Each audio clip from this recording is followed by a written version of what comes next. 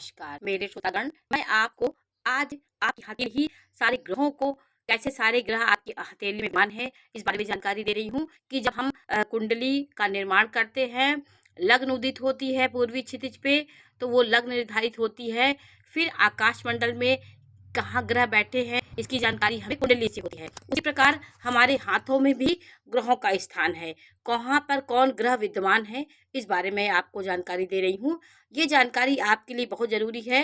अपने हाथों का जो दर्शन करने के लिए हमारे बताया जाता है कि आप प्रातः उठते हैं तो दोनों आप हथेलियों का दर्शन करते हैं और ये मंत्र बोलते हैं, कराग्रे बस्ते लक्ष्मी कर, मध्य सरस्वती कर, मूले स्तु गोविंदा प्रभाते कर दर्शनम।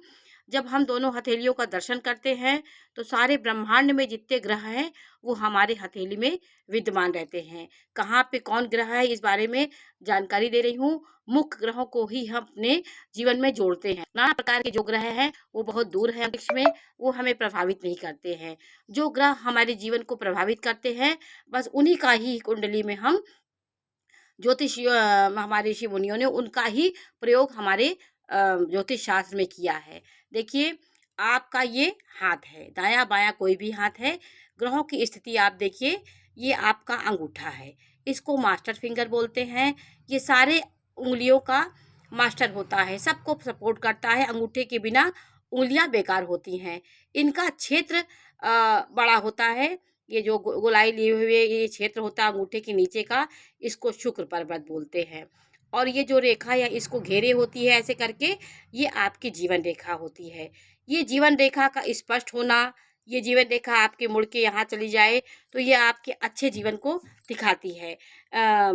आपके रेखा कहीं कटी हो, आपकी आधी हो गई हो, उसके पास कोई त्रिकोण बन गया हो तो ये भी आपके जीवन को संकटों को दूर करने वाला त्रिकोण होता है।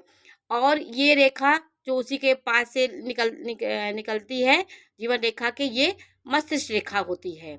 और ये जो रेखा छोटी वाली उंगली से आकर के बृहस्पति पर्वत पे आती है, ये हृदय रेखा होती है।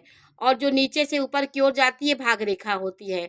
अनामिका उंगली पर ये सूर्य रेखा होती है। और ये रेखा एक त्रिकोण का निर्माण करता है। ये रेखा भी अच्छा माना जाता है। ये बृहस्पति की उंगली होती है, बृहस्पति पर भी यहाँ पे होता है। यहाँ पे शनि, यहाँ पे सूर्य, यहाँ पे बुध और यहाँ पे केतु और राहु का स्थान होता है। ये चंद्र पर्वत है। ये हमारे कुंडली में ग्रहों का स्थान है, जिससे हमारे जीवन में इन ग्रहों का हमारे जीवन में प्रभाव पड़ता है। इस पे से निकली रेखाएं हमारे जीवन में अनेक अनेक प्रभाव दिखाती हैं।